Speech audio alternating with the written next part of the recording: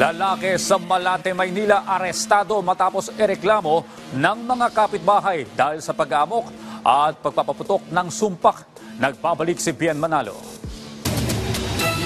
Ito nga po, pinalo pa ako ng Diretso sa presinto ang 54 na taong gulang na lalaking ito na kinilalang si Ramil Lagunsad Santillan na isang construction worker at miyembro ng Batang City Jail Gang. Inirereklamo ang sospek ng kanyang mga kapitbahay dahil sa umano'y perwisyong idinudulot nito sa mga residente ng Barangay 739 Malate, Maynila. Ayon sa investigasyon ng mga pulis, pasado alas 7 ng gabi noong Martes nang idulog sa tanggapan ng Malate Police Station ang umano'y pag-aamok at pagpapaputok ng sumpak ni Santillan. Merong dinala dito ng isang suspect na involved sa isang kaso ng frustrated homicide. Ang biktima na si Maui Reynan, kakauwi lamang galing sa pamamasada nang mangyari ang insidente na nagtamo ng sugat sa braso.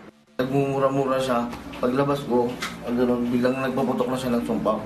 Ay na, hindi ko alam kung akala ko alam bubog lang bote. Kaya dugo na pala, sumpak. Napag-alaman na dati na ring nakulong ang suspect noong 2021 dahil sa kasong attempted homicide. May mga nakabinbing kaso rin ang akusado sa barangay, kabilang na ang alarm and scandal at physical injury. Ngayon, habang nakakulong tong suspect, hindi umatin yung kanilang complainant, kaya provisionally, idinismiss yung kaso, kaya siya nakalabas.